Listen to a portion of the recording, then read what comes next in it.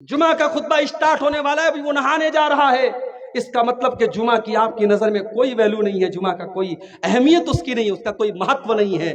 یاد رکھو میرے بھائی، اللہ کے نبی فرماتے ہیں، بخاری اور مسلم کی روایت ہے، اذا کان یوم الجمعۃ وقفت الملائکۃ علی باب المسجد، جب جمعہ کا دن آتا ہے اللہ کے فرشتے مسجد کے دروازے پر کھڑے ہو جاتے ہیں، اور جو جتنا پہلے آتا ہے اس کا اتنا زیادہ ثواب لکھتے ہیں، جو سب سے پہلے آتا ہے اس کو اللہ کی راہ میں اونٹ کی قربانی کا ثواب ملتا ہے، جو اس کے بعد آتا ہے اس کو گائے کی قربانی کا ثواب ملتا ہے، جو اس کے بعد آتا ہے اس کو دمبا کی قربانی کا ثواب ملتا ہے، جو اس کے بعد آتا ہے اسے اللہ کی راہ میں مرغا کی قربانی کا ثواب ملتا ہے، جو اس کے بعد آتا ہے اسے اللہ کی راہ میں انڈا دینے کا ثواب ملتا ہے۔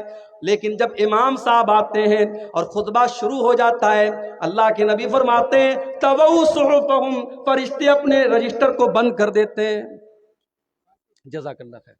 فرشتے اپنے رجسٹر کو بند کر دیتے ہیں، فرشتے اپنے رجسٹر کو لپیٹ دیتے ہیں، وَسَمِعُوا الذِّکْرَ، اور فرشتے بھی جمعہ کا خطبہ سننے لگتے ہیں۔ کتنے بد نصیب ہیں وہ لوگ جو امام کا خطبہ شروع ہونے کے بعد مسجد آتے ہیں، اللہ کے فرشتے ثواب لکھنے کے لیے مسجد کے گیٹ پر کھڑے ہوئے ہیں، ثواب لکھ رہے ہیں، اور ہم اتنے بڑے بد نصیب ہیں، ہمیں ثواب نہیں چاہیے، ہم ثواب سے اپنے آپ کو محروم کر رہے ہیں۔ میرے بھائیو، کوشش کرو جمعہ کے دن پہلے مسجد میں آنے کی، سارے کام کو پہلے نپٹا دو، آدھا گھنٹہ پہلے، ایک گھنٹہ پہلے، جتنا پہلے ہو سکے آ جاؤ، جو جتنا پہلے آئے گا اس کو اتنا زیادہ ثواب ملے گا۔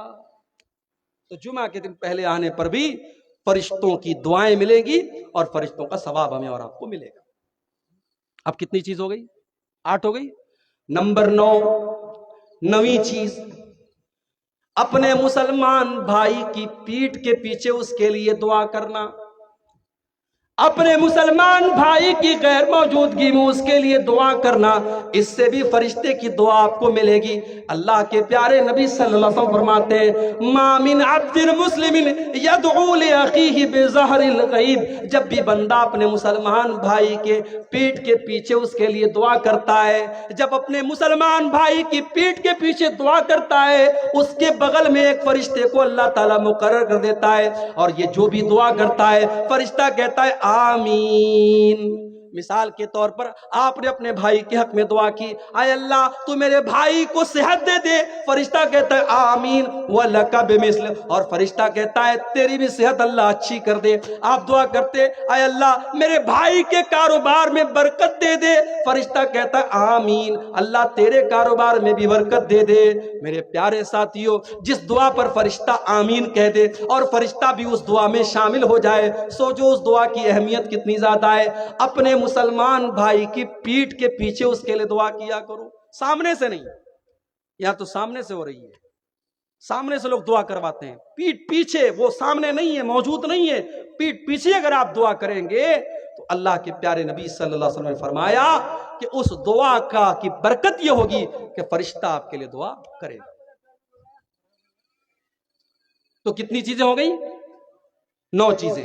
نمبر 10، اپنے مسلمان بھائی سے ملاقات کرنے کے لیے اگر کوئی جاتا ہے، اپنے مسلمان بھائی سے ملاقات کرنے کے لیے اگر کوئی جاتا ہے، کوئی مطلب نہیں ہے، کوئی مقصد نہیں ہے، صرف اللہ تعالیٰ کے لیے اس کو راضی کرنے کے لیے اگر کوئی اپنے مسلمان بھائی سے ملنے کے لیے جاتا ہے۔ آج کے دور میں کون جاتا ہے بھائی؟ آج کے دور میں تو کوئی 2 منٹ کسی سے بات بھی کرتا ہے تو اس کے پیچھے بھی کوئی مطلب ہوتا ہے۔ اللہ کے پیارے نبی صلی اللہ علیہ وسلم فرماتے ہیں ان رجلا زار اخا لہ، ایک مسلمان اپنے بھائی سے ملنے کے لیے جا رہا تھا، اللہ تعالیٰ نے راستے میں ایک فرشتے کو بھیج دیا، فرشتے نے روکا، کہا بھائی کہاں جا رہے ہو؟ کہا اپنے فلاں بھائی سے ملنے فلاں گاؤں میں جا رہا ہوں۔ فرشتے نے پوچھا کہ هل لک من نعمت تربھا، کیا اس کا کوئی احسان ہے جو تم اتارنے جا رہے ہو؟ کیا اس کا تمہارے اوپر کوئی احسان ہے جو تم اتارنے جا رہے ہو؟ کیا کوئی کام ہے؟ کیا کوئی مطلب ہے؟ کہا نہیں، کوئی مطلب نہیں ہے، کوئی کام نہیں ہے، میں تو صرف اللہ تعالیٰ کی رضا کے لیے اس کو راضی کرنے کے لیے جا رہا ہوں، میں اس لیے جا رہا ہوں کیونکہ میں اللہ تعالیٰ کے لیے محبت کرتا ہوں اپنے بھائی سے۔